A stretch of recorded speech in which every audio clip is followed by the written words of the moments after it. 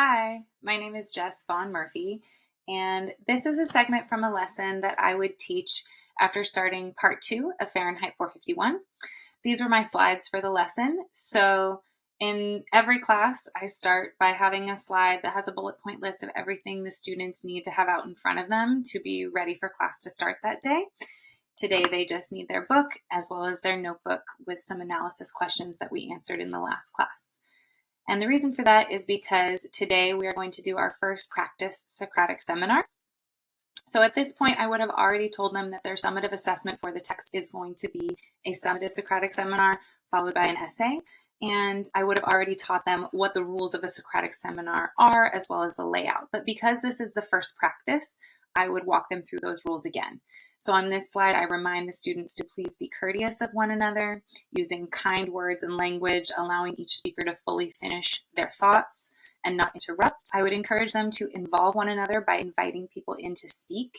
And online, students can use in the Zoom button the little raise hand so that if somebody's having a hard time getting in, another person can invite that person into the conversation. I also would encourage them to show that they're actively listening. They can do this in nonverbal ways by nodding, looking into the camera, and listening carefully, but also in verbal ways, like building on what another person has said, recalling back to a comment, making connections between their idea and something else that somebody else said, or something that they want to share. And then I would also encourage them to push for deeper interpretations of the text, and in any chance they have, to support their answers with evidence from the text. Next, I would remind them of a tool that we use in my class. I would drop the link to this tool in the chat. It's called the Name Tent. It's an Avid strategy, and it has a ton of academic phrases divided into different categories as you see here. And it truly is a name tent. So if I scroll up on this page, you can see half is blank. It's meant to be printed and folded in half, propped up in front of you on your desk so that you don't have to switch back and forth between tabs or be searching for it. And it is just a bunch of really great sentence starters that they want to practice using in preparation for the summative Socratic seminar. So for today's particular lesson, I would tell them that I'm not grading them on their academic language use, but I would encourage them to use those academic phrases so that by the time the summative assessment arrives, they feel comfortable using them and they're a more natural part of their vernacular. So I would drop a link in the chat to reshare that document, and then I would walk them through what the discussion is going to look like today. It would be about 20 minutes. We will discuss 5 questions as a whole class.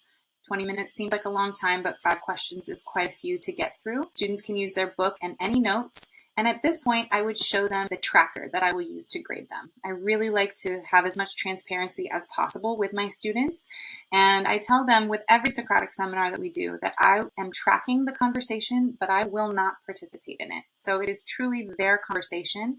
They need to invite one another in. There might be long, awkward pauses for the first few seminars, but it gets better and easier. That's what practice is for.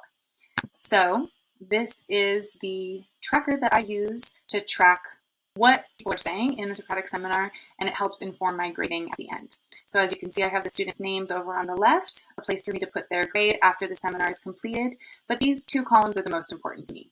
In this participation column, I use this scripting key, and each time a student speaks, I mark down what type of thing they said. So a question mark for asking a question, an exclamation point for an aha statement. There's all different symbols here if they're making a connection, inviting someone in, etc. And then I also have a place to take notes. If they made a particularly profound statement, I would write that down. Or if I have a note for feedback for them, I would put that there. All right, after showing that to the class, I would show them the discussion questions. There are 5 today. And at this point, I would give them about 6 or 7 minutes to prepare what they would like to say to these questions. They can do that silently. They can write down what their answers might be, or I would offer to throw them into a breakout room for small groups if they would like to practice discussing the questions in a smaller group. Then I would invite everyone back into the whole circle and start the conversation. Usually a student just jumps in and starts asking the first question. And the only time that I would interject is if I tell them, okay, it's time to move on to the next question. At the end, I have them do a Socratic seminar reflection. What points were made during the seminar that stood out to them as valuable? What did they contribute that they are proud of? And how did they think the seminar went as a whole? Did we have a deep or meaningful discussion? Thank you.